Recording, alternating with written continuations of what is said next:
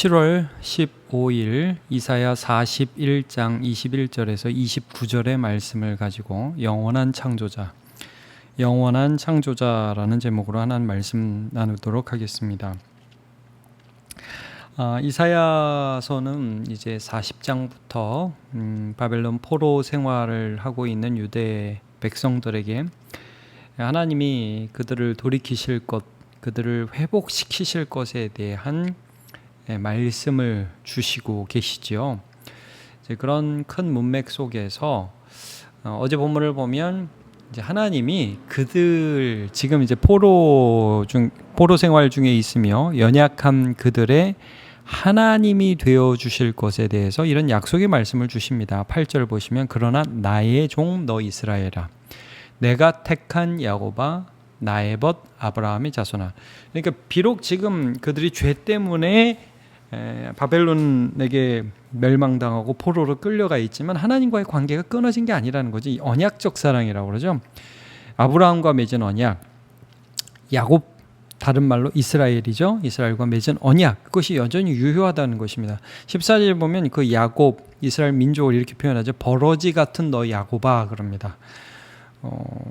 너희 이스라엘 사람들아 두려워하지 말라. 나 여호와가 말하니 내가 너를 도울 것이라. 내 구속자는 이스라엘 거룩하니. 그러니까 그들이 비록 포로 생활에 있고 하나님께 버림받은 것 같고 그들이 여전히 너무 비참한 상황이라 할지라도 하나님이 그들을 버리지 않은 것이 그들의 존재 이유가 되는 것입니다.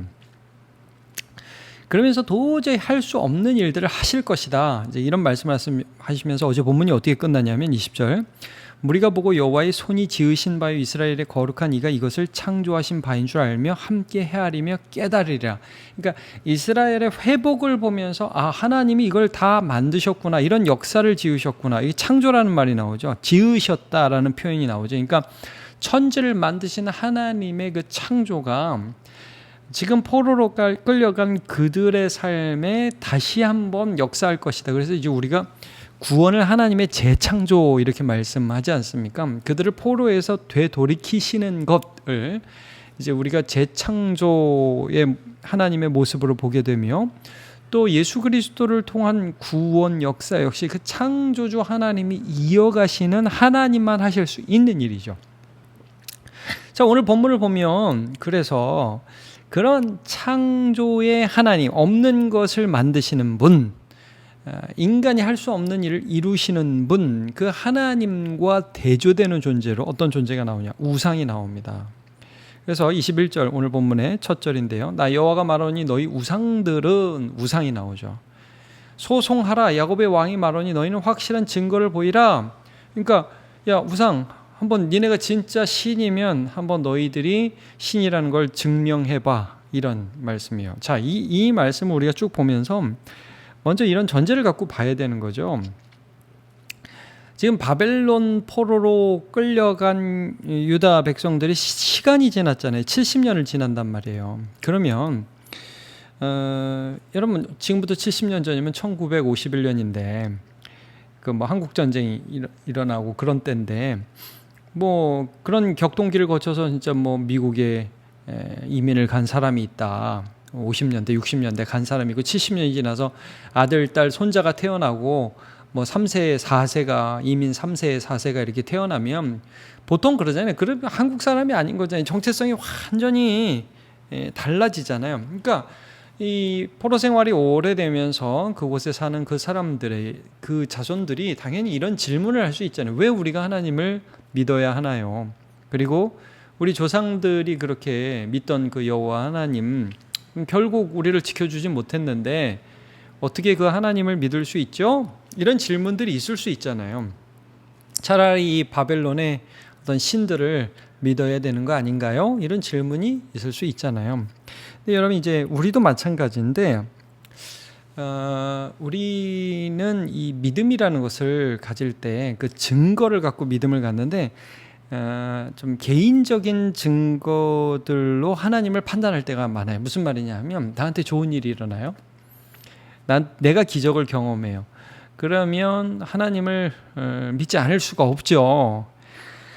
그런데 이제 반대로 이게 어떤 면에서 위험한 게 반대로 나한테 어려운 일이 닥쳐요. 내가 병에 걸리고 내가 사고가 나요. 그러면 하나님을 부인해요. 하나님은 어떻게 나한테 이러실 수 있어? 이런 식으로 우리가 하나님을 믿는 증거를 내 개인적인 사건으로 증거를 삼는다면 좀 문제가 있어요. 왜냐하면 나한테 좋은 일이 일어났다는 것 자체가 나중에는 그게 문제가 될 수도 있는 거죠. 그리고 나한테 나쁜 일과 힘든 일이 일어났다고 해도 그것 때문에 하나님께 더 가까이 갈 수 있는 거죠. 자, 오히려 하나님께서는 이것을 말씀해 주고 있는 거예요. 하나님이 어떤 분이냐? 역사의 주관자라는 것을 말씀해 주고 있습니다. 그러니까 하나님께서 사람의 개인의 역사에도 일하시지만 긴 세상의 창조와 흥망성쇠와 이 모든 것 가운데에서 하나님이 미래를 말씀하시고 그 미래를 하나님이 이루어 가시는 역사의 주관자라는 거예요. 근데 이게 우상은 그게 안 된다는 거예요. 이걸 알려주시는 거예요. 계속해서 어제 본문에도 나오죠. 우상은 사람들이 고정한다. 우상이 사람을 고정하는 게 아니라 사람이 우상을 고정하고 흔들리지 않게 한다. 이제 이런 표현을 어제도 쓰는데 오늘 보세요. 자, 22절, 23절, 24절 보면 22절에도 장차 당할 일, 23절에도 뒤에 올 일, 한번 우상아 니들이 진술하고 알게 좀 해봐라. 또 22절 계속 보면 이전 일이 어떠한 것도 알게 하라. 우리가 마음에 두고 결말을 알아보리라. 혹 앞으로 올 일을 듣게 하며 뒤에 올 일을 알게 하라. 그래야 하면 너희가 신들인 줄 우리가 알리라. 또 복을 내리든지 재난을 내리든지 하라. 우리가 함께 보고 놀라리라. 한번 해봐. 뭐 네가 능력 있고 네가 움직이고 네가 일한다는 걸 한번 보여줘봐. 그러면 깜짝 놀랄 준비가 되어 있어. 보라 24절 너희는 아무것도 아니며 너희 일은 허망하며 너희를 택한 자는 가증하니라. 아무것도 아니라는 거예요. 그러니까 지금 이거 사실 우상에게 하는 말 같지만 포로로 끌려가서 실망한 유다 백성들에게 하는 말씀이죠. 니들이 지금 보고 있는 그 우상들이 실제 너희를 구원할 수 있는 대상이 아닌 건 너희 알잖아. 자, 그러면서 이런 말씀하세요. 25절 내가 한 사람을 일으켜 북방에서 오게 하며 2절에도 나오죠. 누가 동방에서 사람을 일깨워서 공의로 그를 불러 자기 발 앞에 이르게 하였느냐라는 표현이 2절에도 나오는데 이제 결국 메대 바사 제국의 고레스를 가리키는 말이잖아요. 자, 내 이름을 부르는 자를 해 돋는 곳에서 오게 하였나니 그가 이르러 고관들을 석회같이 토기장이가 진흙을 밟음같이 하리니. 그러니까 지금 절대 무너지지 않을 것 같은 바벨론을 무너지게 할 것을 하나님이 말씀하시는 거죠. 그러면서 누가 처음부터 이 일을 알게 하여, 이 우상과 되게 대조적이죠. 우리가 알았느냐? 누가 이전부터 알게 하여 우리가 옳다고 말하게 하였느냐? 알게 하는 자도 없고 들려주는 자도 없고 너희 말을 듣는 자도 없도다. 내가 비로소 시온에게 너희는 이제 그들을 보라 하였노라. 내가 기쁜 소식을 전할 자를 예루살렘에게 주리라. 이게 뭐예요? 우상한테 한번 해봐. 너네 미래를 한번 얘기해봐. 못하지? 너는 아무것도 아니야. 나는 내가 할 일을 말하고 내가 기쁜 소식을 줄 거야. 그러니까 여러분 이게 뭐냐? 정확히 말하면 이거예요. 하나님은 이 미래를 알아맞추는 분이 아니에요. 하나님 점쟁이가 아니라는 거예요. 하나님은 미래를 창조하시는 분이에요. 미래를 만드시는 분이에요. 아직 오지 않은 그 시간 속에서 일하시는 분이라는 것을 말씀해 주고요. 내 고레스를 줄 거야. 내 말대로 돼. 내 말이 결국 실현돼. 그것을 통해서 너희들이 내가 하나님인 줄 알고 믿을 수 있어. 지금 포로일지라도. 그러니까 여러분 우리가 하나님을 왜 믿죠? 우리가 하나님을 믿는 그 근거가 어디 있죠? 여러분 예수님 때문이에요. 이 말은 무슨 말이냐면 하나님이 아담과 하와가 타락했을 때부터 여자의 후손을 말씀하셨고 6월절 어린 양부터 시작해서 수많은 제사 이 이사야에서 계속 이제 나오게 될 고난받는 종 말씀하시는데 예수님에 대해서 끊임없이 예표하셨고 그 예수님이 실제로 오셨어요.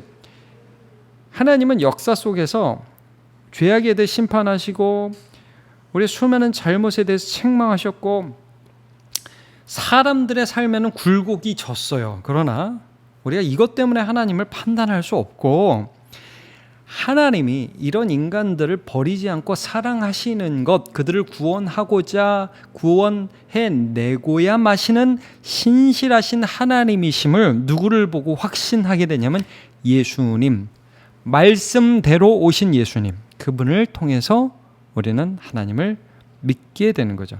그러니까 여러분 보세요.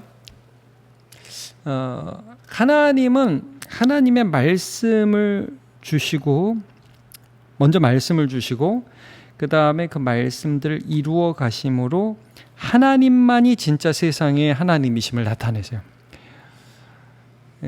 창세기 보면 요셉이 바로의 꿈을 해석해 주는데 바로가 어떤 꿈 꿉니까? 7년 그 꿈의 내용이 하여튼 해석이 7년 풍년 7년 흉년이잖아요.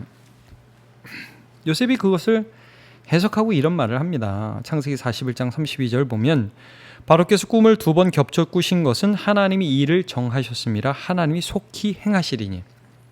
그러니까 하나님이요, 이 기록된 말씀이 정리되지 않은 그때에 꿈으로도 보여주시는 적이 많잖아요. 그것들을 해석해 주잖아요.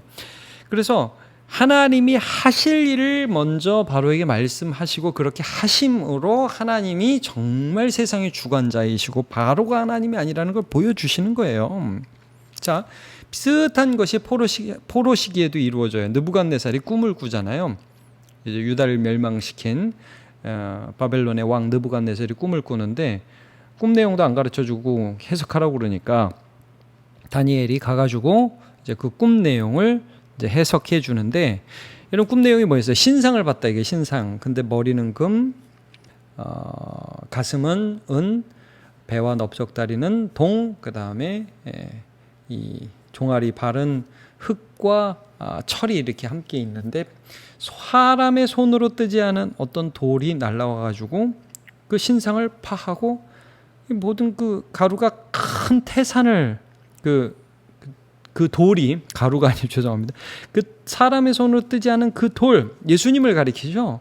세상 나라를 다 멸망시키시고 그 예수님이 이루신 하나님의 나라 태산을 이룬다고. 이제 그런 꿈을 꾸는데 그걸 다니엘이 이제 해석을 해준단 말이에요. 바벨론 다음에 그 다음 어떤 나라? 이제 메데 바사 제국이죠. 그 다음에 또 어떤 나라? 헬라 제국. 그 다음에 또 어떤 나라? 로마 제국. 이런 거 다 예수님이 오셔서 세상 나라를 파하시고 결국 하나님의 나라를 이루실 것이라는 것을 말씀해주고 그대로 되죠. 그러니까 여러분 이게 놀라운 거예요. 하나님은 말씀하시고 이루십니다. 이거 우상이 할 수 없는 일입니다. 그럼 지금 우리가 이제 하나님 말씀하시고 아직 이루어지지 않은 게 뭐냐면 예수님이 다시 오시리라는 약속입니다. 마태복음 24장 30절을 보면 그때 인자의 징조가 하늘에서 보이겠고 그때 땅의 모든 족속이 통곡하며 그들이 인자가 구름을 타고 능력과 큰 영광을 오는 것을 보리라. 계시록 22장 7절 보라 내가 속히 오리니 이 두루마리의 예언의 말씀을 지키는 자는 복이 있으리라. 20절 이것들을 증언하신 이가 이르시되 내가 진실로 속히 오리라 하시거늘 아멘 주 예수여 오시옵소서. 하나님은 말씀하시고 이루시는 분이시고 말씀하신 대로 되셨고요. 이제 주께서 다시 오신다는 그 약속이 이루어질 것들이 남아있는 시대를 우리가 살고 있는 것입니다. 그래서 이 시대가 우리가 종말이라고 그러죠. 예수님이 초림하시고 재림하시기 사이에 이 시기를 우리가 종말이라고 하는데 자 28절 29절도 보면요. 내가 본즉 한 사람도 없으며 내가 물어도 그들 가운데 한 말도 대답할 좋은 자가 없도다. 보라 그들은 다 헛되며 그들의 행사는 허무하며 그들이 부어 만든 우상들은 바라며 공허하다. 아무것도 야, 너 앞으로 어떻게 할 건데? 하나님이 이렇게 우상한테 묻는다고 그래서 대답해 줄 우상이 없다 이 말씀이죠. 헛것이다. 공허하다. 자, 이사야 40장 8절 우리가 이제 40장 보면서 이 말씀 기억나죠? 풀은 마르고 꽃은 시드나 우리 하나님의 말씀은 영원히 서리라. 여러분 하나님은 어떤 분이냐? 말씀하시고 일하시는 분. 말씀대로 이루시는 분. 신실함, 능력, 사랑 하나님께 있다는 거예요. 하나님을 믿을 수 있다는 거예요. 아니 믿어야 한다는 거죠. 이사야 55장 11절 내 입에서 나가는 말도 이와 같이 헛되이 내게로 돌아오지 아니하고 나의 기뻐하는 뜻을 이루며 내가 보낸 일에 형통함이니라. 하나님의 말씀 반드시 이루어진다. 그러니까 하나님의 창조 사역은 미래에도 계속된다는 거예요. 놀라운 말씀입니다. 과거에 창조하신 그 하나님, 우리의 삶에 지금도 일하시고 미래에도 일하신데 말씀대로 일하신다고 말씀하고 있어요. 예레미야 33장 2절과 3절을 들어본 적이 있을 텐데 제가 한번 읽어볼게요.